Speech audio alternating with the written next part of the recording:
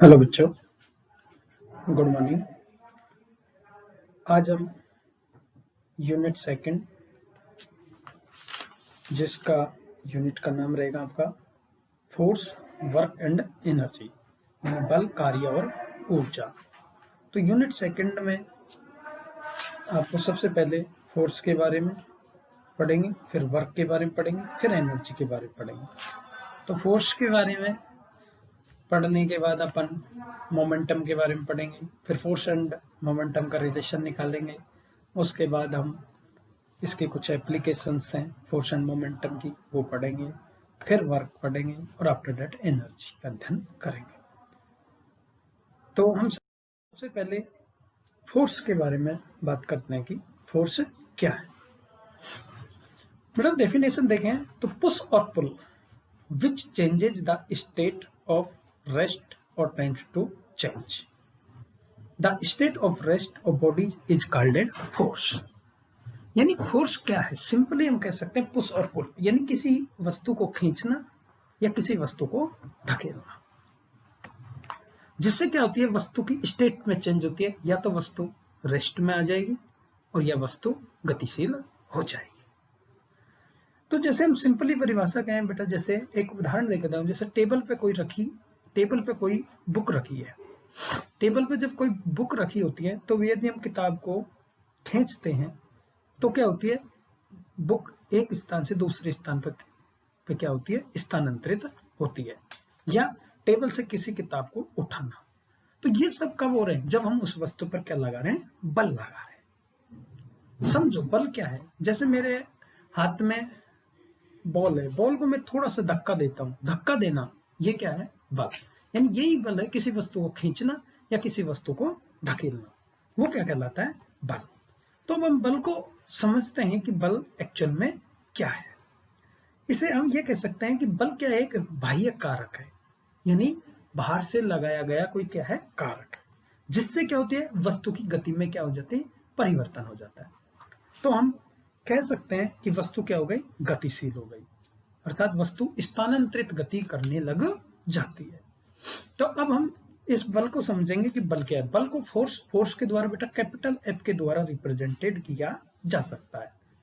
तो हम परिभाषा समझेंगे कि एक्चुअल में बल क्या है, कि फिजिकल क्वांटिटी में वो कौन सी क्वांटिटी है जिसके कारण चेंज होने से वस्तु क्या होती है, स्थानांतरित होते हैं। अभी तक हम एक सिंपल परिभाषा में कह सकते हैं किसी वस्तु को खींचना या धकेलना क्या कहलाता है, बल कहलाता है। क्योंकि जब किसी वस्तु को धकेलते हैं तो उसकी स्थानांतरित गति में, यानी उसकी गति में परिवर्तन हो जाता है, जिससे वस्तु गतिशील हो जाती है। या कह सकते हैं दूसरी भाषा में क्या समझ सकते हैं कि यदि कोई वस्तु गतिशील हो रही है, हम उसके विपरीत दिशा में क्या लगाएं, कोई कारक लगाएं, यानी कोई बल लगाएं, तो वस्तु की गति क्या हो जाती है, रुक जाती है। ऐसे बलों को भी हम क्या कहते हैं, अवरोधी बल, यानी बल के विरुद्ध कार्य किया। तो अब हम फिजिकल क्वांटिटी में हम समझेंगे कि एक्चुअल में फोर्स क्या है। तो फिजिकली हम कह सकते हैं कि फोर्स की परिभाषा से, जैसे ये मेरे पास कोई बॉडी एम द्रव्यमान कोई रखा हुआ है, मेरे पास ये क्या है, कोई एम द्रव्यमान रखा हुआ है, क्या है, एम द्रव्यमान रखा हुआ है। ये एम द्रव्यमान पे मेरे पास इधर को मैंने इस पे क्या लगाया बेटा, फोर्स लगाया, इस दिशा में क्या लगाया, मैंने इस पर फोर्स लगाया। अब हमको पता है कि जब एम द्रव्यमान की वस्तु पर एफ फोर्स लगाया तो वस्तु क्या होगी बेटा, गतिशील होगी। तो जिधर की दिशा में गतिशील वस्तु होती है या जिधर की दिशा में वस्तु पर बल लगता है, उसी दिशा में क्या होता है, वस्तु का बेटा त्वरण में क्या आ जाता है, चेंज आ जाता है। यानी ए में क्या आ जाता है, चेंज आ जाता है, त्वरण में क्या आ जाता है, चेंज आ जाता है। जैसे ही त्वरण में चेंज आ जाता है तो फोर्स की परिभाषा बन जाती है F बराबर एम ए। तो अब हम कह सकते हैं कि फोर्स क्या है, F बराबर एम ए। तो अब मैंने जैसे रिप्रेजेंट किया एम ए। एम क्या है, किसी भी वस्तु का मास है। ए क्या है, उस वस्तु में फोर्स लगाने से वस्तु में उत्पन्न त्वरण है। तो हम परिभाषा कैसे कह सकते हैं कि वस्तु का द्रव्यमान तथा त्वरण के गुणनफल को हम क्या कह सकते हैं, बल कह सकते हैं।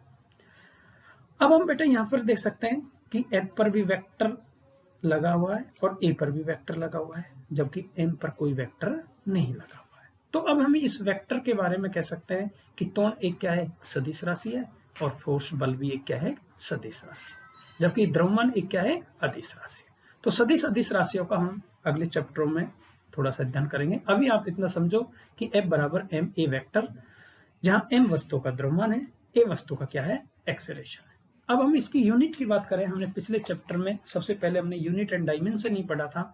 हमने आपको बताया था कि unit and dimension is very very important, क्योंकि विदाउट फिजिक्स में विदाउट फिजिकल क्वांटिटी में यूनिट के बगैर हम उसको रिप्रेजेंट नहीं कर सकते, उसका कोई मतलब नहीं निकलेगा, कोई अर्थ नहीं है उस चीज का। कि हम कह सकते हैं कि बल, मैं मान लेता हूं ये मेरे पास कोई वस्तु है, इस पर मैंने कहा कि मैंने इस पर बल लगाया कितना, 2। What is 2? 2 का कोई मतलब नहीं है।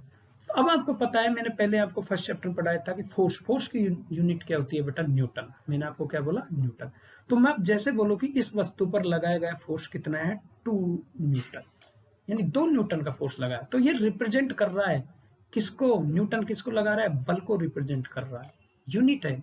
तो इससे पता लग रहा है कि किसी वस्तु पर 2 न्यूटन का फोर्स लग रहा है। अब 2 न्यूटन के फोर्स लगाने से वो वस्तु में कितना परिवर्तन आता है, या कितनी गतिशील होती है, कितनी उसकी वेलोसिटी में चेंजेस होता है। क्योंकि एक्सेलरेशन होता है जो बेटा, आपको मैं एक बार और बता दूं कि आपने पहले पढ़ा था कि एक्सेलरेशन बराबर क्या होता है, वेलोसिटी अपॉन टाइम, यानी उस किसी वस्तु के वेग में परिवर्तन की दर ही क्या कहलाता है, उसका एक्सेलरेशन कहलाता है, राइट। तो ऐसा यूनिट क्या हो जाएगा बेटे, न्यूटन। अब अगर हम सीजीएस यूनिट की बात करें तो सीजीएस यूनिट बराबर क्या होता है, डाइन। तो न्यूटन और डाइन में कोई रिलेशन आपने पढ़ा होगा कि 1 न्यूटन बराबर, एक रिलेशन होता है कि 1 न्यूटन बराबर 10 की पावर 5 डाइन, ये रिलेशन होता है। यानी ये MKS पद्धति है और ये कौन सी पद्धति है, CGS पद्धति। डायमेंशन आपको पता होगा बेटा, m की घात 1, l की घात 1, t की घात -2। क्योंकि हमें फोर्स को कैसे निकालेंगे, इसको आपको पता होना है कि फोर्स बराबर क्या होता है बेटा, किग्रा, और एक्सेलरेशन क्या होता है, मीटर पर सेकंड स्क्वायर, किग्रा पर मीटर पर सेकंड स्क्वायर। इससे हम इसकी क्या निकाल सकते हैं, यूनिट निकाल सकते हैं। अब हम फोर्स की परिभाषा बताएं, यदि हम एक न्यूटन की परिभाषा बनाएं, 1 न्यूटन, F बराबर ये क्या है बेटा, 1 न्यूटन।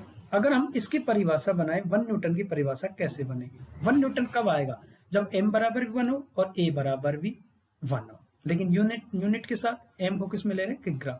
यदि m बराबर 1 kg हो और a बराबर 1 मीटर पर सेकंड स्क्वायर हो, तब F बराबर क्या हो जाता है, 1 न्यूटन। तो 1 न्यूटन की परिभाषा क्या हो जाती है कि 1 न्यूटन उस बल के बराबर है, यानी 1N बराबर क्या है, F, यानी 1 न्यूटन उस बल के बराबर है जो 1 किलोग्राम द्रव्यमान की वस्तु में, जो 1 किलोग्राम द्रव्यमान की वस्तु में कितना त्वरण उत्पन्न कर दे बेटा, 1 मीटर पर सेकंड स्क्वायर का त्वरण उत्पन्न कर दे, तो वो क्या कहलाता है, 1 न्यूटन कहलाता है। तो आपने देखा होगा परिभाषा क्या बोलेंगे कि 1 न्यूटन वह बल के बराबर होता है जो 1 किलोग्राम द्रव्यमान की वस्तु में 1 मीटर पर सेकंड स्क्वायर का त्वरण उत्पन्न कर दे, क्या कहलाता है, 1 न्यूटन बल कहलाता है। क्लियर बात। तो ये क्या कहलाता है, 1 न्यूटन का बल कहलाएगा। तो आपको बल की परिभाषा आ गई, मास यानी किसी वस्तु का द्रव्यमान, और वेग यानी त्वरण के गुणनफल को क्या कहते हैं, बल कहते हैं। बल क्या है बेटा, एक सदिश राशि है, और इसकी जो दिशा होती है, फोर्स की दिशा, मैंने अभी बताया था, उसी दिशा में होती है जिस दिशा में क्या होता है, उसका त्वरण उत्पन्न होता है। अर्थात वस्तु में उत्पन्न त्वरण की दिशा के अनुदिश ही बल की क्या होती है, दिशा भी होती है। मैंने आपको जस्ट पीछे स्लाइड में बनाया था कि फोर्स पॉइंट ये है, इधर अगर हमारा फोर्स लग रहा है तो त्वरण की दिशा भी इधर ही होगी, यानी लगने वाला फोर्स और त्वरण दोनों क्या होंगे, एक ही दिशा में होंगे, राइट।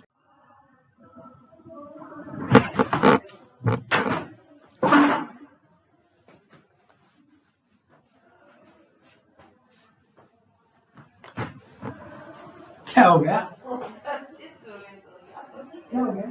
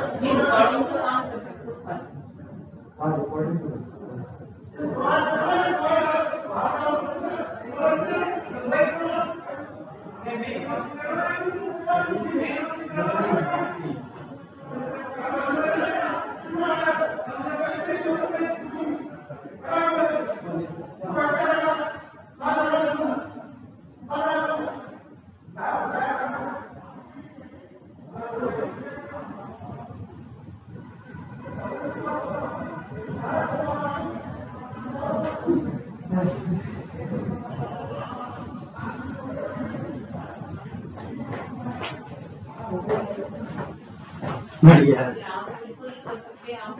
हाँ मैडम, रिकॉर्डिंग का काम अगर कॉलेज में निपटाने ना तो थोड़ी सी काम को घर के कामों के बीच में करना पड़ता है फिजिक्स लैब में या कहीं